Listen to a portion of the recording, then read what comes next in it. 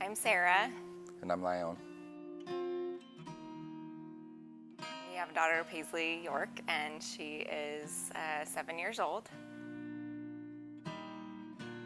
She was so little, and she had her little gloves on, and but yeah, kind of just the typical jitters of what do we do next.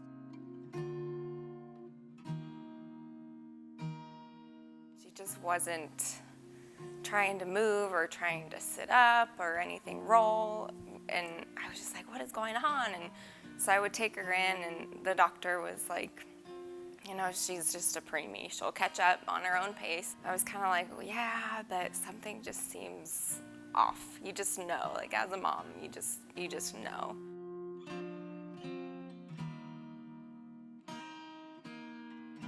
At that point too, they started genetic testing, and everything just kept coming back as negative. She was normal, she was fine. Nothing was giving us answers, and like that's all we wanted was just answers as to why our baby girl was not doing these things like she should.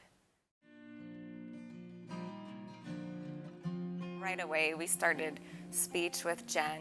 We met with Nan for OT. We started PT with Nicole.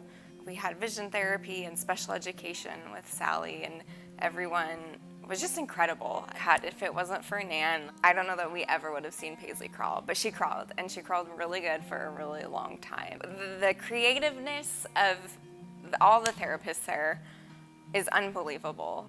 She did things that, you know, I would never have known to do with her, and we got to see her do those things for, you know, the only time in her life that she will. She was in her gait trainer, and Nicole was kind of pushing from behind and like picking up her legs for her, and I was pulling it. Well, Nicole let go, and I just kept pulling it, and Paisley kept walking and kept moving her legs, and it was just amazing. I was crying and screaming, and Paisley was screaming, and Nicole was crying, and it was just this like amazing thing, because I felt like I had waited, you know, her whole life to see that, and then I did. And that was the last time she ever did that. I don't cry at work very often, but I did that day. I still remember the day.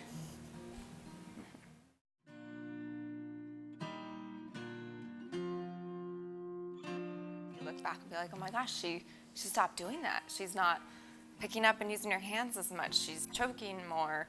You know, she's not moving as much. We finally saw neurology in January of 2014. And that's when they're like, well, let's check for Rett syndrome.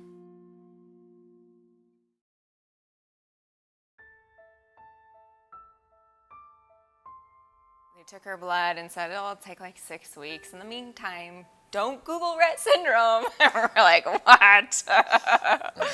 Don't look it up. But we're gonna test for it.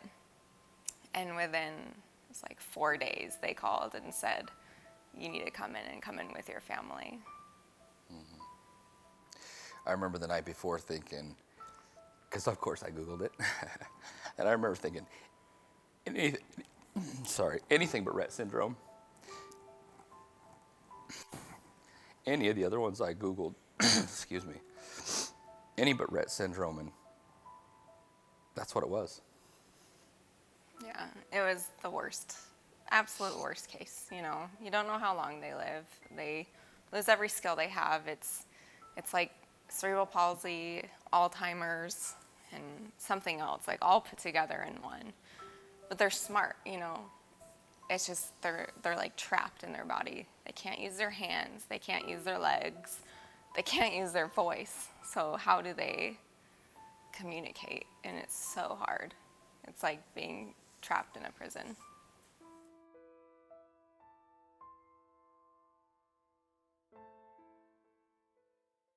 So she got diagnosed when she was 2, and we kept receiving the early intervention services till she was 3. And that time it was a lot of the same things, but then like Sally came in for special education and really got her ready to go into pre-K. And Sally was so good at helping us kind of go to that next step, because I was like sending my girl to a place she doesn't know anyone, no way. But she was like, I promise you it will be so good for you and for her. And And she was right. It was amazing. Paisley loved school and still loves school.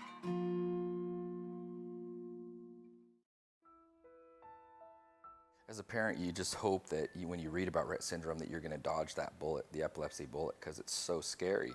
And to see your child go through that's really hard. So we hope that we would dodge that bullet, but we didn't. And it was very, very difficult, and it was a long battle to finally get ahead of those and stop them.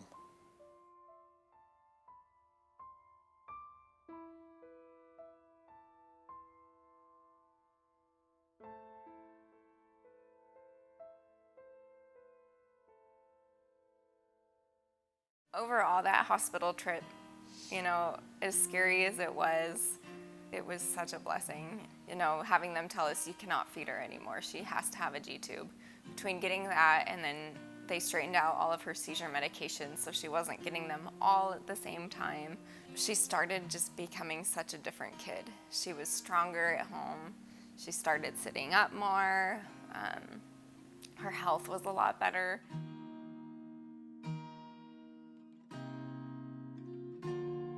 Life now with Paisley, it's hard, but it's awesome. There's times where, I don't know how to be her mom, and I don't always want to anymore because, everything that it entails, and it can be very lonely. I've lost a lot of friendships, and we've missed out on a lot of things. Being with the Moms Moment of Encompass, they have a group of a bunch of awesome moms with a bunch of awesome special kiddos, and if I ever need something, they're the first people to respond back with, "We got your back, and we'll help you. What do you need? What is it? Here are the resources." Encompass has been a huge help for resources for me, and without them, it would be much more difficult.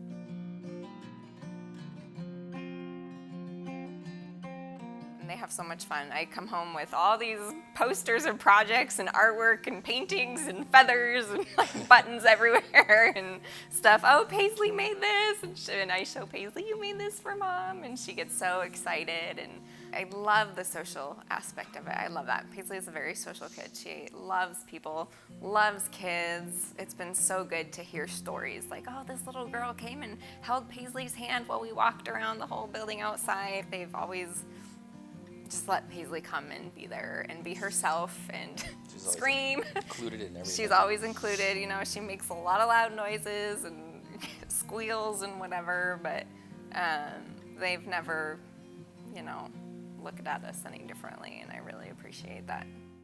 There's no book on parenting, and there's absolutely no book on special needs. So having Encompass come beside us and say, "You need this, you need speech therapy, you need occupational therapy." I didn't even know what some of these things were until they kind of put their arm around us and said, "Don't worry, we got this. We know this stuff. This is our specialty." So it just gave us comfort. It gave us comfort and hope at the time that she was going to walk. She was going to do these things. And like Sara said earlier, we never would have seen her take her steps if it wasn't for Encompass. And that may or may not be her last 3 steps. We don't think so, but if it is, then we're forever grateful that that Encompass helped us get there. So with a special needs kid, sometimes it's the small things that you hold on to. Yeah, the small victories are always the biggest ones for us.